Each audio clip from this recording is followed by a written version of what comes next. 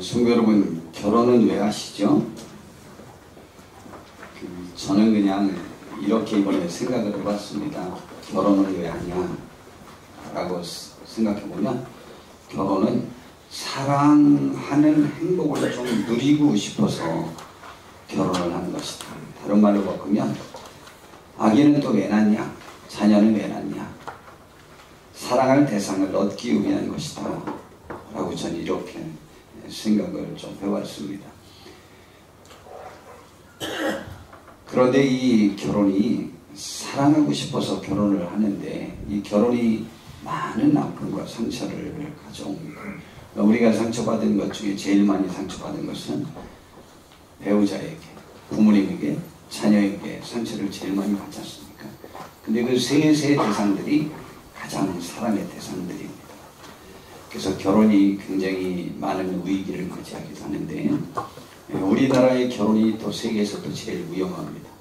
왜냐하면 약 한 40-50년 전에는 유럽이라는 데에 이렇게 결혼의 위기를 많이 맞이해서 이혼율이 과반수를 넘었었습니다.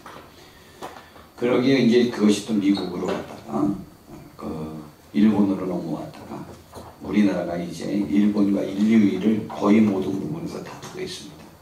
그래서 우리나라가 1위인 것이 있는데, 결혼을 했는데 둘이 부부관계를 하지 않는 유리. 세계에서는 한동안 오랫동안 일본이 1위였었는데 그것도 우리나라가 이제는 따라마셨고요.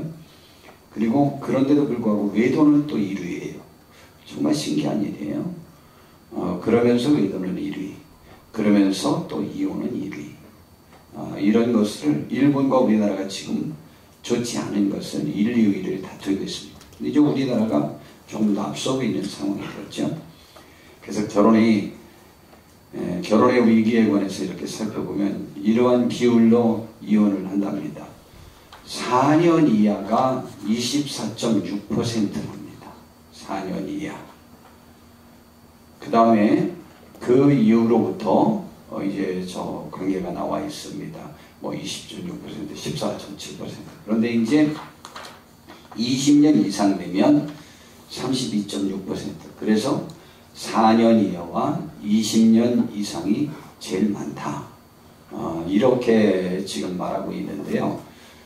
실제적으로 우리나라가 그전에는 일찍 이혼하는 가정이 많았습니다. 근데 요즘은 이제 황혼 이혼이라고 그랬죠. 20년 이상 된 다음에 이혼하는 가정이 이제 굉장히 많아졌습니다.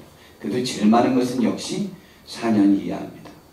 그래서 그 위기를 벗어나면 통계에 의하면 20년 후까지는, 20년이 되기 전까지는 그래도 좀 안정기에 접어든다 라고 이렇게 보고 있습니다. 그래서 지금 현재 우리나라의 상황인데, 세계를 통계를 볼 때에 가정의 그 무풍지대의 시간이 있습니다. 결혼해서 7년부터 15년까지는 별 탈이 없이 잘 지내는 기간입니다. 근데 15년이 지나고 난 다음에는 권태기라고 하는 것을 또 맞이해서 또다시 이제 위기를 맞이하기도 합니다. 그런데 여기에서 가정에 자녀들이 있는 사람들, 또 특별히 아직 어린 자녀가 있는 집들은 잘 헤어지지 않는 특질이 우리나라에도 있더랍니다. 그래서 우리들의 가정이 이제 우리나라가 여러 탈이 없이 잘 있으려면 좌우지간 저희 어머님처럼 16에 시집 오셔서 그 다음에부터 아기 낳기 시작해가지고 42에 저희 동생을 낳을 때까지 좌우지간 끝까지 계속 2년수 3년 사이 한 번씩 계속 낳으시면 가정이 행복할 수 있습니다. 우리 자녀들 결혼하면 낳기 시작해서 못 낳을 때까지 계속 좀 낳아. 그렇게 좀 했으면 좋겠는데, 그래도 옛날에 우리 부모님 세대에 정말 16에 시집와서 계속 낳던 그때에 비하면 아기 낳을 수 있는 기간이 그래도 약 3분의 1밖에 주어지지 않습니다. 요즘은 대부분 이렇게들 결혼해가지고. 그런데 한국 가정에 축복이 있길 바라고, 특별히 우리 성도님들의 가정에도 하나님의 은혜가 함께하기를 정말 바랍니다. 자, 그런데 이제 결혼이 그러면은 결혼은 왜 하냐? 라고 생각할 때 제 생각에는 사랑할 대상을 얻기 위해서 결혼하는 것이고, 자녀를 왜 낳냐? 사랑으로 보살필 대상을 얻기 위해서 우리가 자녀를 낳는 것이지, 자녀에게서 우리가 무엇을 기대해서 자녀를 낳겠습니까? 자녀를 낳아야 내가 노후가 안정될 것 같다는 생각으로 자녀를 낳는 분들 거의 없을 거예요. 아마 잘 모르지만 자녀를 우리가 왠지 모르게 우리가 120까지 살면 내 자녀가 만약 90살이라고 하면 90살 된 자녀를 그때도 내가 보살펴야 될지 모르겠다 라는 생각이 들으면서 자녀를 지금 바라보고 계시죠. 대부분 제가 볼 땐 그렇지 않을까. 물론 자녀가 우리를 보살펴줄 자녀도 있을 수 있겠지만 우리 부모님들의 심정이 그럽니다. 그런데도 불구하고 자녀를 낳기를 원하고 자녀를 인하여 위로받고 힘을 얻고 그렇습니다. 사랑하기 때문입니다. 그럼 사랑이란 무엇인가요? 어디서 진정한 사랑을 찾을 수 있을까라고 하는 것입니다. 제가 한 3주 전에 이 부부에 관해서 제가 깊이 여러 가지 많은 것들을 생각할 계기가 주어졌었습니다. 그래서 이 부부에 관해서 다시 한번 좀 말씀을 좀 전해야 되겠구나 라고 생각해서 이 말씀을 준비했는데요. 성경은 사랑에 관해서 사랑이 어떤 것이 사랑이냐, 사랑할 대상을 찾기 위해서 얻기 위해서 결혼했다고 한다면 그럼 사랑은 무엇이냐. 성경은 그 부분에 사랑이 어느 곳에 있는지, 무엇이 사랑인지에 관해서 말씀해주고 있습니다. 사랑에 관해서 가장 잘 말씀해준 사도가 사도 요한입니다. 그가 젊었을 땐 12제자 중에 나이가 제일 적었습니다. 근데 그가 얼마나 성격이 급하고 아주 혈기가 왕성했던지 예수님에게 이런 질문을 했습니다. 주님의 이적도 보고 주님의 말씀을 듣고는 안 따르는 동네가 있습니다. 하늘로부터 불을 내려가지고 그들 마을을 전부 태워 죽이는 게 어떻겠습니까? 와, 이렇게 요구했던 사람이 사도 요한이에요. 그래서 그의 별명이 우레의 아들이에요. 그럴 만큼 성격이 급하고 아주 다혈질 같은 그런 사람이었습니다. 근데 그가 나이 들어서요, 그의 별명이 사랑의 사도였습니다. 그래서 그는 돌아가시기 전에 설교할 때는요, 강대성에 섰다만 하면 형제들아 우리가 서로 사랑하자 라고 사랑하자는 설교만을 그렇게 했다고 합니다. 그리고 사랑의 정의도 성경에 보면 요한복음에도 사랑에 대한 정의가 가장 많이 나와 있는데 그것도 사도 요한이 기록한 것이고, 또 이 요한 1서 같은 경우에는 연애 편지 쓸 때 사랑이라는 단어로 이렇게 표현하기 가장 좋은 곳이 이 요한 1서에 나와 있어요. 그래서 연애 편지 쓸 때 남들이 활용하는 데 쓰이는 성경 구절이 요한 1서에 나와 있고, 또 사랑할 때 서로 연애 편지 쓸 때 사용하는 것은 솔로몬이 술람 여인에게 쓴 연애 편지 쓰인 아가서, 그것과 이 요한 1서와 바울 사도를 통해서 사랑의 정의가 내린 고린도전서 13장의 말씀이 많이 인용됩니다. 그만큼 사도 요한은 사랑에 관해서 아주 탁월하게 정말 우리들에게 가르쳐준 말씀입니다. 근데 거기에 보니까 이렇게 말합니다. 사랑하는 자들아 우리가 서로 사랑하자. 사랑은 하나님께 속한 거라는 거예요. 사랑하는 자마다 하나님으로부터 나서 하나님을 안다는 거예요. 사랑하는 자는 하나님께로부터 난 사람이라는 거죠. 사랑하는 사람은 또한 하나님을 알 수 있다는 거예요. 그러면서 사랑하지 않는 자는 하나님을 알지 못하나니 이는 하나님은 사랑이시기 때문이다. 하나님이 사랑인데 사랑하지 않는데 어떻게 하나님을 알 수 있느냐. 하나님을 제대로 알지 못하는 큰 원인은 우리가 사랑이 부족하기 때문이라는 말씀이기도 한 거예요. 또한 우리가 정말로 사랑하면 하나님을 제대로 알 수 있는 것이고, 또 하나님을 제대로 안다는 것은 사랑이 무엇인지를 안다는 사람이에요. 그러면서 하나님의 사랑이 우리에게 이렇게 나타난 바 되었으니 하나님이 자기의 독생자를 세상에 보내시면 그로 말미암아 우리를 살리려 하시니라. 그래서 하나님이요 사랑인 우리를 살리려고 아들을 주셨다는 거예요. 이게 왜 사랑이냐라고 한다면, 요즘 제가 자주 말씀을 드리는데 만약 우리의 자녀가 위기에 처해 있어요. 지금 혹은 짐승에게나 혹은 어떤 사람에게서 지금 맞거나 혹은 뜯기거나 어떤 무슨 위기에 처해 있어요.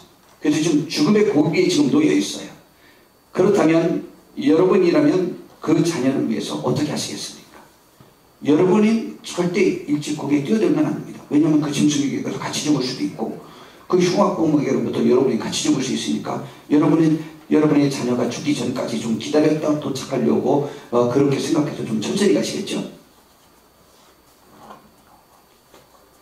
부모들 중에 그럴 부모 거의 없습니다. 부모들은요, 그때 함께 하기를 원합니다. 함께 하기를 원하고요. 그리고 그뿐만이 아니고 부모는 그때 무슨 생각이 드냐면 내가 죽어서라도 내가 감싸고서라도 내 자녀를 살리고 싶은 겁니다. 이게 부모의 마음이에요. 중국에 그 지진이 일어나고 그래서 무너지고 그랬을 때에 거기서 어떤 아이가 살았는데 그 엄마가 품에 안고 죽었더랬잖아요.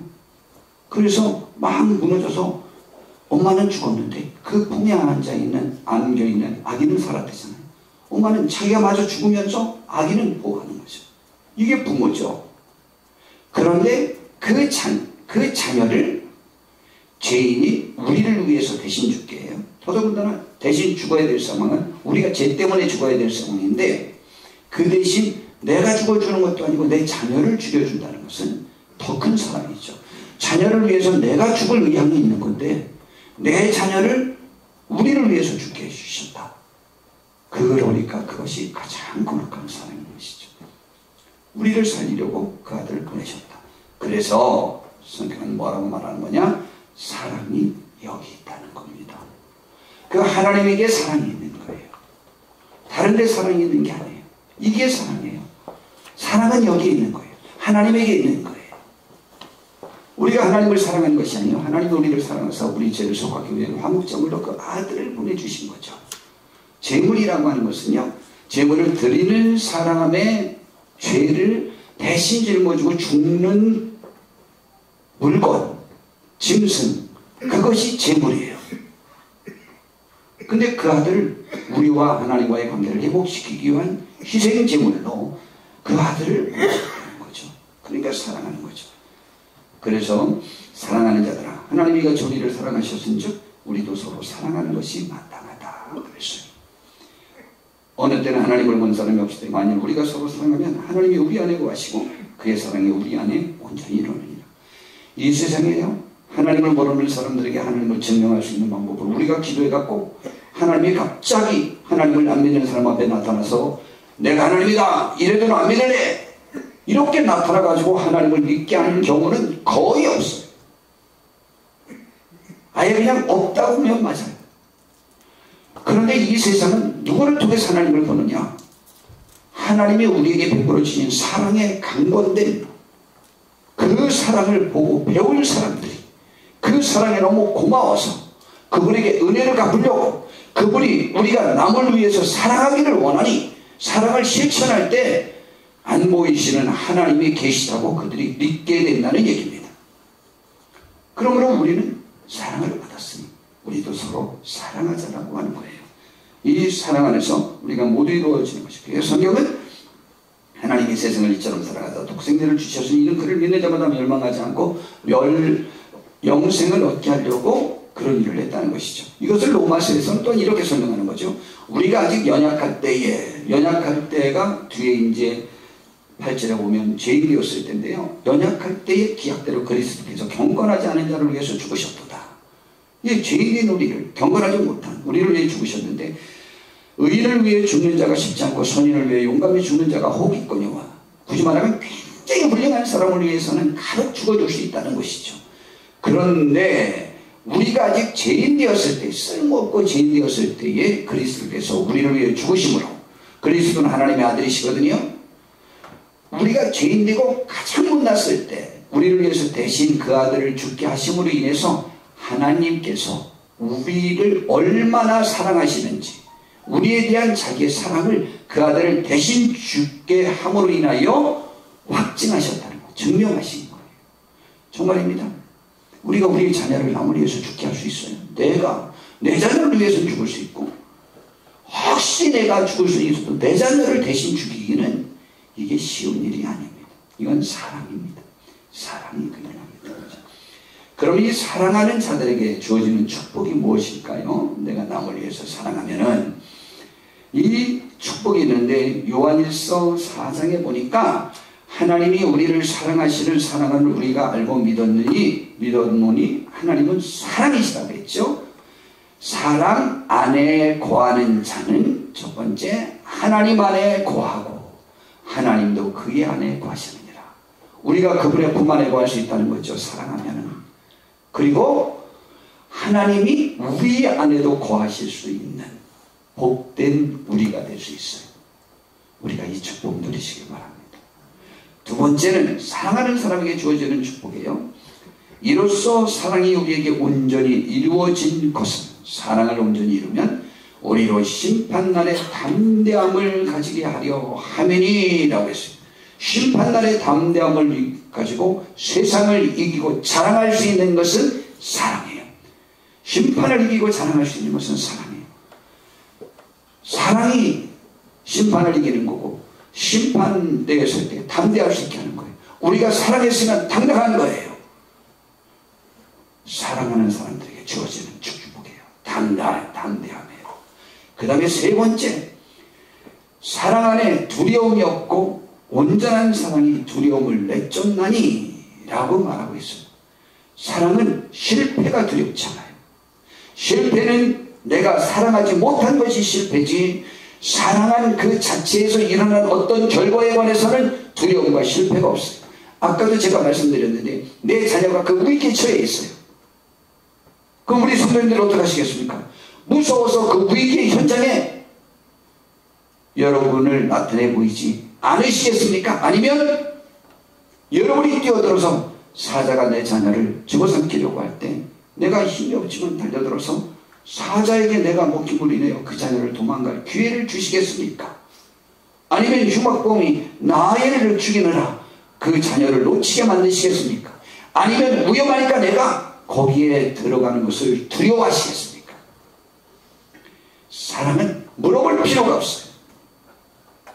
두려움을 큽니다. 굳이 말하면 사랑은 실패를 두려워하지 않고 사랑은 사랑 자체로 이미 성공입니다. 승리입니다. 당대함입니다. 영광스러운 거예요.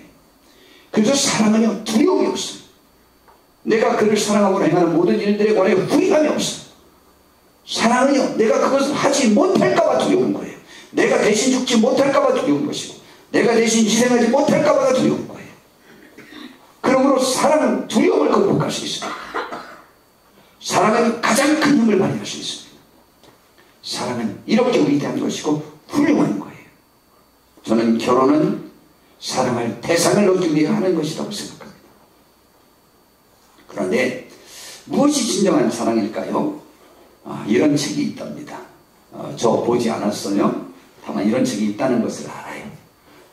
그 책 내용이, 책 제목이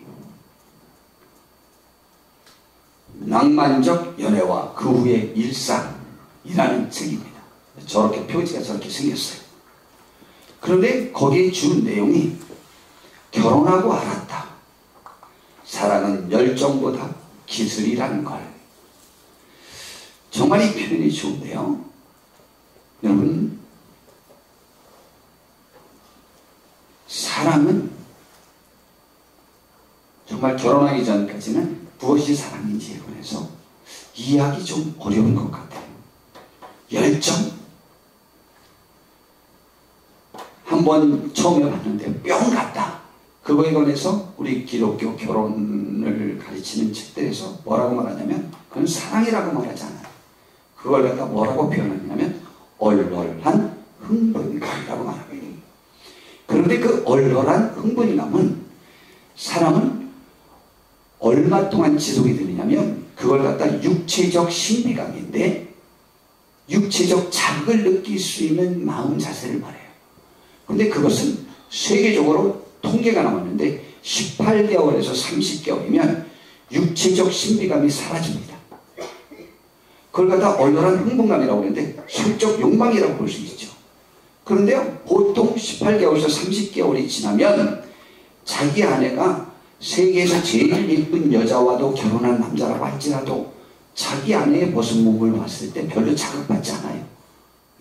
자기 아내의 비서일자라고 할지라도 그 여자의 모습을 보면 오히려 더 훔쳐보고 싶고 자극받을 수 있는 거라는 것이죠. 근데 이게 여자나 남자나 동일해요. 그러면 이것은 사랑의 마음이라고 하기보다는 육체적 흥분감이지 그건 사랑이 아니라는 것이죠. 지금 그 얘기를 하고 있는 거예요.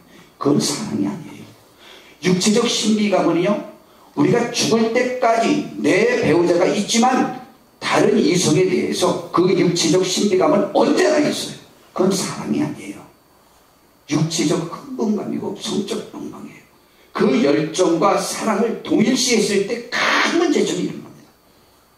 그러므로 결혼 혹은 사랑이라고 하는 것은 열정보다는 기술이라는 것을 알아야 돼요. 그 말은 또 다른 말로 표현하면 이 사람은 이제 소설을 쓰면서 이것을 한 건데 뭐 절대적 표현이라고 말할 수는 없지만 여기서는 기술이라고 표현했는데 방법론이에요. 사랑은 무엇이 사랑인지를 이해해야 돼요. 자기가 가지고 있는 뇌물수적인 독점욕을 사랑이라고 오해하는 사람이 있어요. 그건 편집측정 증상이거든요. 그건 병이지 사랑이 아니에요. 굳이 말하면 사랑은 무엇이 사랑인지, 사랑을 하면 내가 어떻게 하여야 남이 사랑을 느낄 수 있고 깨달을 수 있고 우리의 관계가 좋아질 수 있는지에 관한 지식이 필요하다는 거예요. 그것대로 행해야 서로 사랑을 주고받고 느낄 수 있는 것이죠. 그 부분에 관해서 성경은 이렇게 표현하고 있습니다. 성경은 부부는 어떻게 사랑해야 하는지를 구체적으로 방법론을 제시하고 있어요. 그게 사랑이냐? 그 방법을 이행하고 싶은 것이 사랑하고 그 방법을 이행해야 사랑을 주고받을 수 있습니다. 에베소서 5장에 이제 부부에 관해서 이야기하기 전에 하나님께서는 바울 사도를 통해서 이런 말씀으로부터 시작합니다. 그러므로 사랑받는 자녀같이 너희는 하나님을 본받는 자가 되라. 하나님의 무엇을 본받아야 되느냐? 하나님이 어떻게 하셨길래? 그리스도께서 너희를 사랑하신 것 같이. 이게 하나님이 하신 일이에요. 너희도 사랑 가운데서 행하라.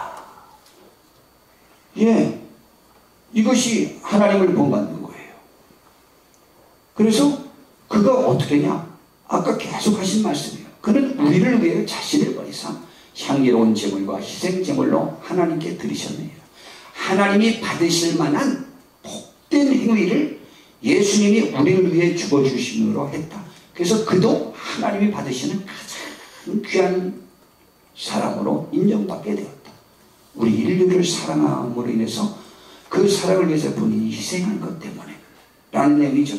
그리고 중간 뚝 뛰어넘어서 보면 14절에 보면 또 이렇게 말합니다. 그러므로 이르시기를 잠자는 자여 깨어서 죽은 자들 가운데서 일어나라 그랬어요. 결혼에 관해서도 사랑에 관해서도 우리가 잠자는 데서 깨어나야 됩니다. 그걸 또 다른 말로 바꾸면 그리스도께서 너희에게 비추이시리라. 하나님께서 우리에게 지혜를 주시리라. 예수님께서 지혜를 주시리라. 예수님이 주시는 지혜를 갖고 여러분이 사랑의 가치에 관하여 잠들어 있었다면 이제 깨어나서 진정한 사랑을 하여 너희와 너희 가정, 너희 삶에 하나님의 위로와 평강이 또 하나님께 영광 돌리는 일이 생명의 역사가 일어나는 축복이 있길 바란다 라는 말씀이죠. 그리고 제가 이거 지난달에 설명했었습니까? 그런즉 너희는 어떻게 행할지를 자세히 준비하여 너희 자신들을 하나님의 말씀에 비추어서 잘 살펴보아서 지혜 없는 자같이 하지 말고 오직 지혜 있는 자같이 하여. 이 지혜 있는 자같이 하는 사람이 뭐냐? 세월을 아끼라 때가 악하니라. 제가요 만약 지금과 같은 성경 지식과 이해, 지금과 같은 결혼 생활에 대한 지식과 이해, 그 가르침, 그것이 만약 저희 결혼 초기에 있었다면 정말 저희 부부가 지금보다 몇 갑절 풍요로운 아름다운 결혼 생활을 했을 것이라는 생각이 저의 마음속에 너무 많아요. 많이 후회스러운 것은 아니지만 아름다운 추억들이 많이 있지만 만약 지금의 지식이 있었다면 결혼식을 올리면서부터 그 이후로 우리는 지금보다 정말 몇 갑절 풍요로웠을 것이다. 모든 부분에 부부의 성이든 혹은 대인 관계든 둘의 관계든 모든 것에 있어서 몇 갑절 풍요로웠을 것인데 우리가 정당한 하나님이 우리에게 주시는 결혼생활에 관한 사랑에 관한 그 지식을 제대로 이해하지 못해서 더 풍요로울 수 있던 결혼생활이 많은 상처도 우리들에게 있게 되었고 부족한 그런 삶을 살았던 것이 아니고 그 좋은 기회들을 잃었던 것은 우리의 지혜가 부족했고 하나님이 우리에게 주신 것들을 제대로 깨닫지 못했기 때문이라는 생각이 너무 많은 것이죠. 세월을 아끼라는 말씀은 기회를 잡으라는 말, 놓치지 말라는 말이죠. 근데 이것을 잘못해서 우리에게 주어진 기회를 그대로 방치하면 악에게 나에게 주어진 기회들이 내 육체가 내 물질이 내 정력이 내 행함이 모든 것들이 악한 것들이 들이셔서 쓰임받을 수 있어요. 그렇기 때문에 주께서 주시는 지혜를 받아서 우리에게 주어진 이 기회를 나와 관계된 사람들과 연합하여 하나님께 영광 돌려 그분이 영광 얻으시고 우리를 통해서 여러가지 복된 열매들이 부정부정 풍성하게 맺어져야만 되는 것인데 우리가 그 기회를 잡지 못한 경우가 너무 많더라고요. 그러나 지금 이 상황에서라도 우리는 우리가 하여야 될 것들을 최선을 다해서 하여야 된다고 저는 생각합니다. 그래서 지금 기회를 잡아야 돼요. 지금 또 못 잡으면 또 앞으로 또 후회하게 될 것입니다. 그러면서 이렇게 말합니다. 그러므로 어리석은 자가 되지 말고 오직 주의 뜻이 무엇인가 이해할 수 있는 사람들이 되었으면 좋겠다. 그래서 여러분 결혼 이야기하는데 가정 이야기하는데 주의 뜻이 왜 이렇게 나오냐. 주 뜻만이 영원히 있을 것이고 주 뜻이 우리들의 가정을 살릴 것이고 주 뜻이 나를 살리고 내 가정을 살리고 하나님의 영광을 누리고 승리하는 복된 삶을 살게 합니다. 여러분 주의 뜻을 구하는 지혜가 있기를 바랍니다. 축복입니다. 그런데 이제 중간에 이야기가 나옵니다. 술 취하지 말라, 방탕하지 말라. 이는 다 잘못된 것이다.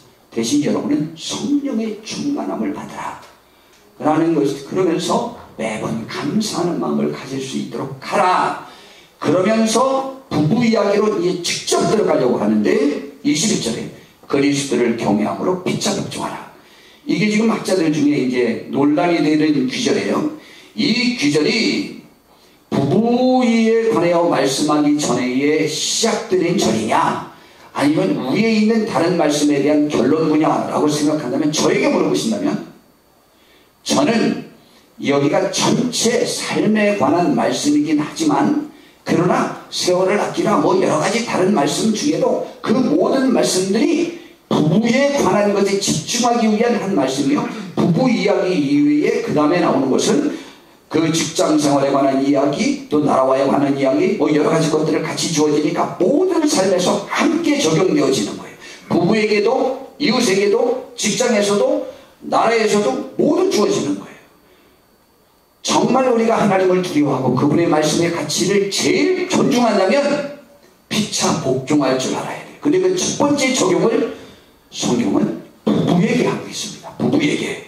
저는 그러므로 이건 부부에게 말씀을 주기 위한 첫 말씀이라고도 생각하고 전체의 정의를 먼저 하신 것이라고 생각하고 우리가 대인관계 모든 삶에서 가져야 될 마땅한 자세라고 생각하는데 피차 복종하라는 것은 이거예요. 내가 남에게 왜 복종하죠? 그를 존중하고 그가 나보다 귀한 분이라고 생각할 때 그에게 복종하게 되는 거예요. 근데 우리의 삶 속에서 우리는 누구와의 관계에 있어서든 피차 복종할 줄 알아야 돼요. 굳이 말하면 내가 누구든 무시할 수 있어서는 안 됩니다. 누구든 그의 말을 존중해서 그의 말을 따르고 이루고자 하는 생각을 갖는 삶의 자세를 가져라 라는 말. 겸손해라. 남을 용납하라. 남을 존중하라. 뭘 한다면 하나님을 두려워하고 섬긴다면 마땅히 그렇게 하라. 부부가 그렇게 해야 되는 거죠. 그리고 직장 상사들과의 관계 또한 부하 직원들과의 관계도 그렇고 이웃과의 관계도 그렇고 모든 관계에서 똑같이 적용하는 것인데 맨 처음에 성경은 무슨 관계를 시작한다고요? 부부. 부부가 제일 중요합니다. 부부가 승리해야 돼요. 자, 그런데요, 그 다음에 22절에 보니까 아내들이요 자기 남편에게 복종하기를 죽게 하듯 하라. 이는 남편이 아내의 머리됨이 그리스도께서 교회의 머리됨과 같으니라. 그가 바로 몸의 구주시니라. 그러므로 교회가 그리스도에게 하듯 아내들도 범사에 자기 남편에게 복종할지니라. 아, 또 여자분들이 또 지혜로운 것 같아. 예수님만 같아봐. 내가 내 남편이 하는 대로 내가 100% 순종한다. 제가 그 말을 믿고 넘어갈 사람으로 보여요. 주께서 그런 분들의 말씀에 속아 넘어갈 것 같아요? 왜 주께서 말씀하신 이 말씀을 순종하지 못하고 주님 말만 같으면 순종한다고 그래? 주님이 주신 말씀인데 남편에게 순종하라고. 그 말씀 순종하지 못하는 분들이 내 남편이 남편 같으면 순종해? 예수님 같은 남편도 봐. 여기 우리 여자분들 웬만하면 마음 공허해질걸? 일주일에 교회 와서 직장 갔다 와서 바로 교회 와서 예수님 같은 남편 두면 아내들이 행복하실 것 같아요? 성도 여러분, 무조건 내 남편을 무시할 수 있는 근거로, 나와 관계된 사람들을 무시할 수 있는 근거로 그렇게 나를 변명하느라 아무 말이나 막 이야기하면 안 됩니다. 여러분 진짜 예수님 같은 남편 만나면 100% 복종할 거예요. 예수님이 주신 말씀인데 지금 이것도 복종하지 못하는데 이유를 달고 도를 다는데 거짓말입니다. 우리의 양심을 속여서는 안 됩니다. 남편에게 복종하라 라고 했을 때는 왜 그 말씀을 주셨는지 알아요? 서로 사랑하라 그랬을 때는 왜 그 말씀을 주셨는지 알아요? 그 대상이 사랑할 만하지 못하니까. 부모에게 공경하라 그랬을 때 조건이 있습니까? 공경하라 라고 할 때는 공경받지 못할 부모도 있기 때문에, 복종하라 라고 했을 때는 복종하고 싶지 않은 대상도 있기 때문에, 주님의 가르침에 의하면 형제에게만 무난하면 혹은 사랑하는 자에게만 사랑한다면 너희가 이방인 하나님 모르는 사람과 다를 게 뭐가 있냐? 너희를 사랑하지 않는 사람을 사랑하고 너희의 원수를 사랑하라. 그 가르침 아닙니까? 그럼 지금 복종하라라고 했을 때 남편은 너희보다 훌륭하니까 복종하라는 단서를 붙이지 않아요. 성경에 이 말씀을 줬을 때는 내가 볼 때 사랑받지 않은 그 인간에게 복종하라는 얘기예요. 그게 사랑이에요. 부부예요. 우리는 그 명령을 따르시야만 합니다.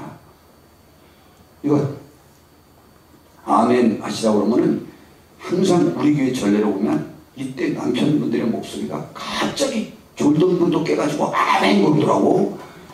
근데 제가 그래서 남자들에게 이건 아멘 하라고 안 그럴 거예요. 여자분들에게 아멘. 이 강진수 권사님 아멘 안 하는 거 내가 봤어. 내가 이렇게 할 거야? 어제 좀 속속했는 모양이지. 그 인간은 항상 속속이지. 그 인간은 절대까지 애들 같대잖아. 그래서 뭐 아들을 낳고 나면 아들 하나 남편 하나 두 애가 말썽 부려가지고 아주 속상하다고 그러죠. 근데 왜? 그런데 참 신기하지. 하나님만 그렇게 안 보시니까. 하나님은 진짜 와서 우리 집에 와서 살아왔으면 좋겠어. 진짜 그죠? 우리 남편들이 얼마나 개와 비슷하든지 개만 되면 괜찮게 개밥보다도 더해서 우리는 개밥이라고 안 하잖아요. 개밥에 있는 도토리, 개도 안 먹고 치워버리는 그런 개밥에 도토리 취급받는다잖아. 많이 들어보셨죠? 남편들 살아보니까 좀 맞는 것 같죠? 말했다가는 집에 가서 죽고 대답 못하시죠?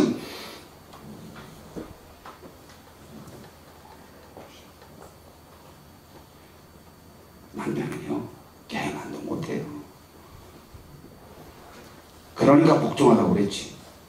남편이 예수님 같으면 이건 더 걸리네. 예수님 같으면 더한 믿어. 더한 따로. 진짜예요. 남편이 교회가 빨리 가서 기도하고 와. 그래 봐. 당신이 아까 그러고 그렇지 내가 가게서 되게 잔소리 하네. 그렇지 그거 말 들을 사람 있어요? 안 들어요. 진짜 내가 제가 진담으로 말씀드리는 거예요.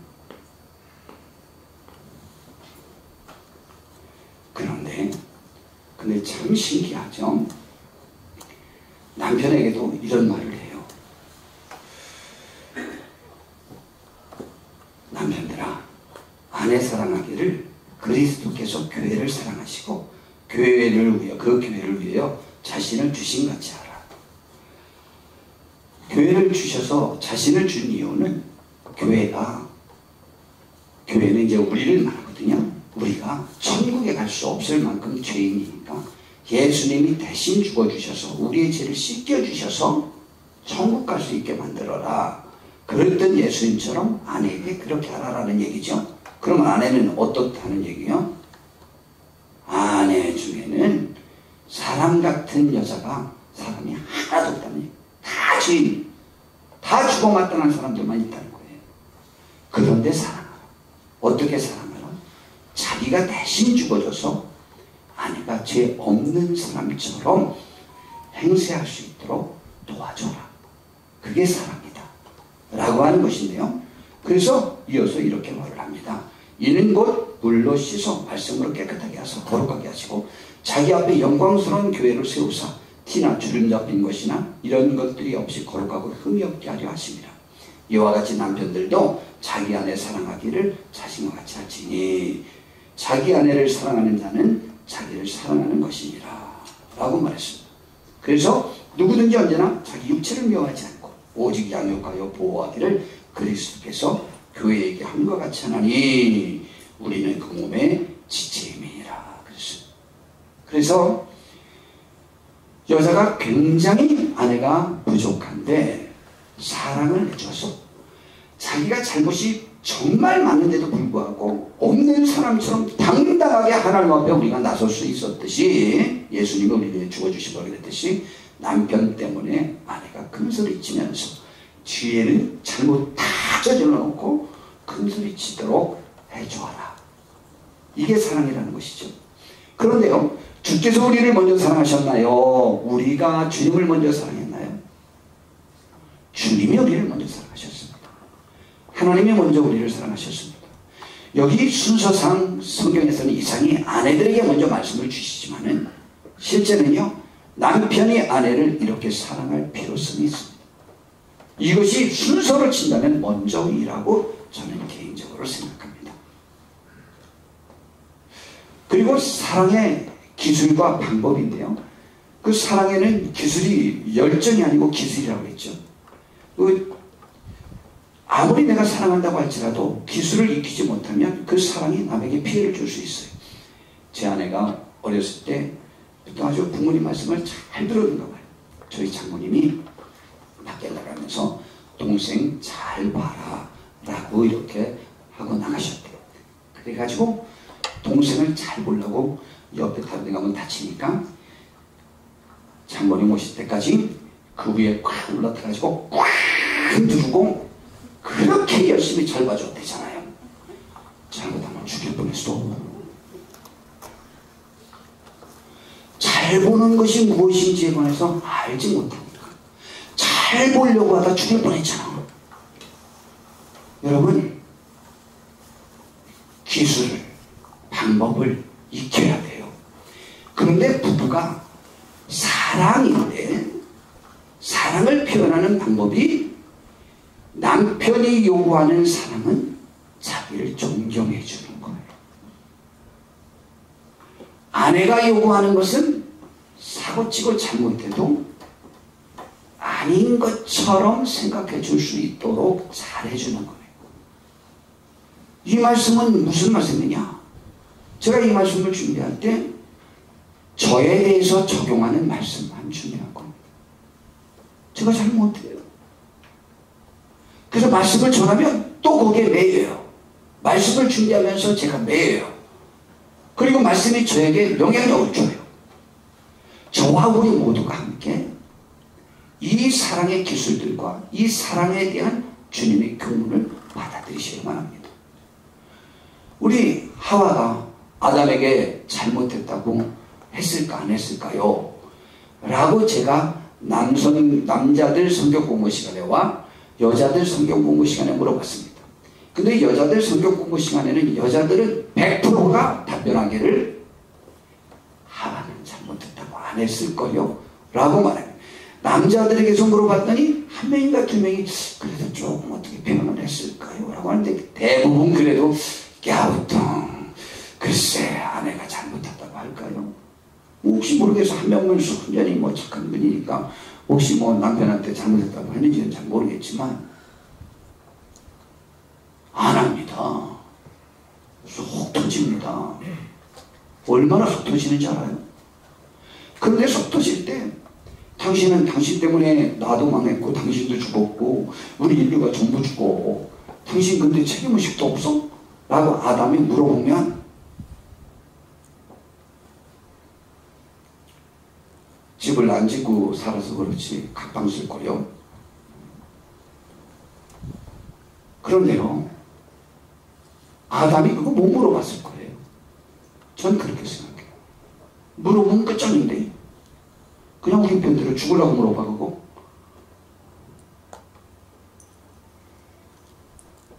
그런데 사랑해 주는 거예요. 그걸 감싸주는 거예요. 제가 잘 못해요. 그래서 사랑은 방법과 기술을 알아야 되는 거죠. 무엇이 사랑인지, 남편은 무엇을 요구하는지, 아내는 무엇을 요구하는지, 무엇을 사랑이라고 느끼는지 그것을 알아야 되는 것이죠. 그러면서 우리는 그 몸의 지체인데 그 다음 말씀이 또 아주 또 엉뚱하게 그러므로 사람이 부모를 떠나 그의 아내와 합하여 그 둘이 한 육체가 됐죠.